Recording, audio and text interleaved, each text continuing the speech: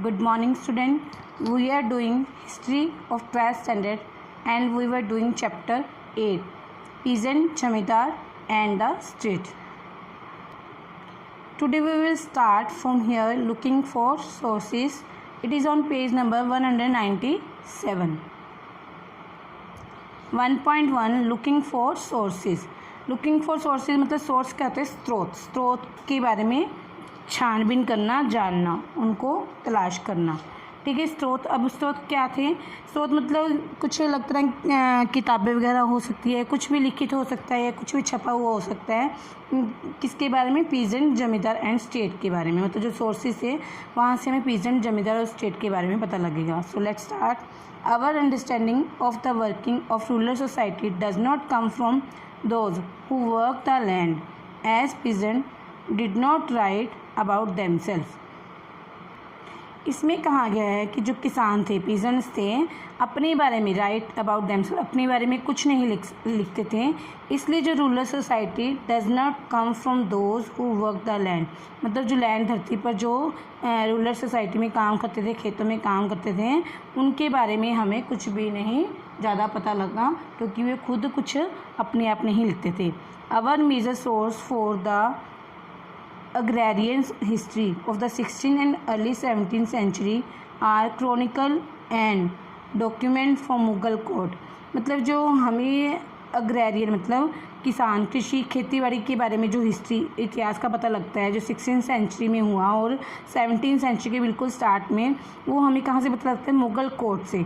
Mughal court के जो documents थे, ऐतिहासिक स्रोत थे मुग़ल कोर्ट के, वहाँ से हमें 16th सेंचुरी और 17th सेंचुरी की स्टार्टिंग के जो कृषि संबंधी कार्य थे उसका हमें पता चलता है।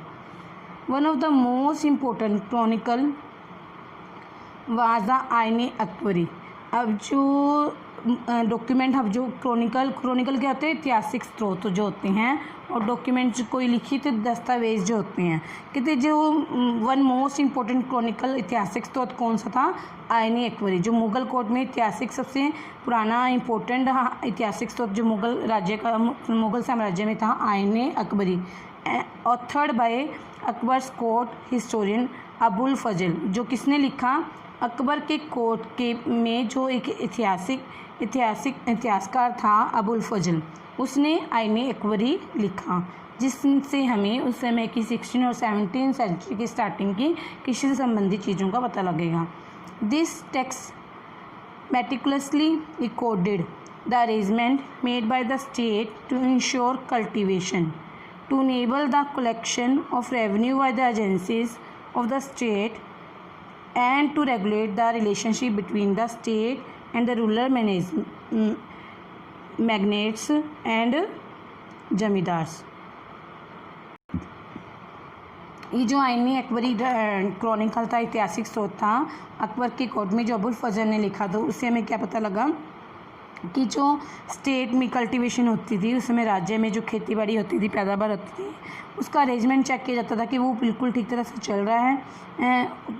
To enable the collection of revenue by the agencies of the state, और जो स्टेट के एजेंसीज थी वो किसानों से कैसे रेवेन्यू कर इकट्ठा करते थे, इसके बारे में लिखा गया।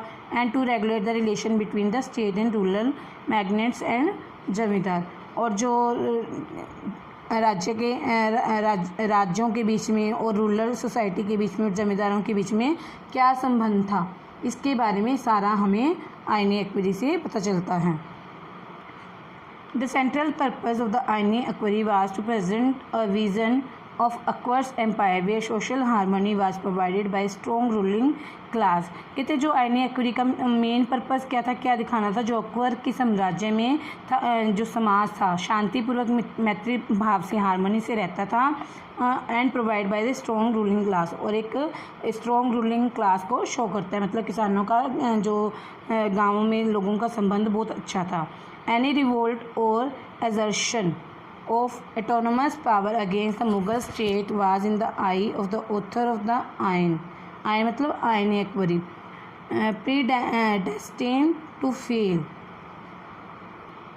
कहते कोई एनी रिवोल्ट, कोई क्रांति होती या कोई एजर्शन, कोई खिलाफ हो जाता मुग़ल अकबर के मुग़ल समाज के स्टेट के खिलाफ होता, तो वो फेल ही होता था, मतलब असफल, उसका कार्य सफल नहीं होता था। मतलब जो कोई खिलाफ होता, बगावत करता, तो उसकी बगावत को दबा दिया जाता था।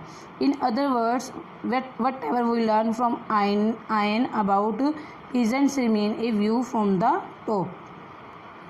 अब जो आयनी अकबरी से हमें जो भी किसानों के बारे में, पेजेंट्स के बारे में पता लगा, वो सबसे मतलब ऊपर के क्षेत्र में था। सब मतलब आयनी अकबरी में ज़्यादा एग्रीकल्चर, खेती बाड़ी के बारे में, किसानों के बारे में लिखा गया था। Fortunately, however, account of the iron can be supplemented by the description contained in source emanating from region away from the Mughal capital. कहते भाग्यवश जो मुग़ल कैपिटल से दूर के क्षेत्र में जो भी स्रोत लिखे गए आयन अकबरी के साथ हम उनका भी इस्तेमाल कर सकते हैं। These include detailed revenue record from the Gujarat, Maharashtra, Rajasthan, detail from the 17th and 18th century। कहते जो ये आयन अकबरी और कई तरह के डॉक्यूमेंट थे, उससे हमें जो राजस्थान, गुजरात, महाराष्ट्र का जो रेवेन्यू सिस्टम था 17 और 18 सेंचुरी में, वो सारा हमें बताया गया है इसमें आयन अकबरी और अदर दूसरे डॉक्यूमेंट्स में, मतलब कैसे रेवेन्यू किसानों से लिया जाता था। Further the extensive record of the east India company provide us useful description of agrarian relation in eastern India. और उसके बाद मुग़ल स्टेट के बाद, मुग़ल राज्य के बाद ईस्ट इंडिया कंपनी भारत में आई, तो उनके जो विस्तारपूर्वक उन्होंने रिकॉर्ड बनाया हुआ था, तो उससे हमें किसानों का जो रिलेशन था ईस्टर्न इंडिया में, तो वो सारा उन्होंने अपनी ईस्ट इंडिया कंपनी ने बताया है। All the source record instances of conflict between peasant, जमींदार एंड द स्टेट।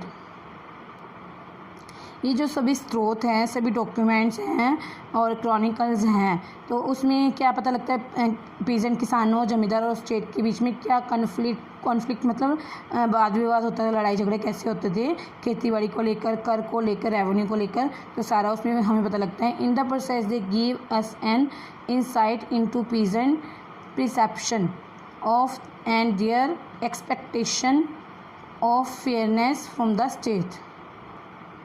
इन स्रोतों से हमें यह भी पता लगा कि जो किसान थे वो राज्य को इनसाइड मतलब अंदर से कैसे देखते थे, राजा को अंदर से कैसे मतलब मान इज्जत करते थे, और जो स्टेट था वो और उनसे कैसे फेयरनेस मतलब कैसे न्याय की एक्सपेक्ट करते थे स्टेट से।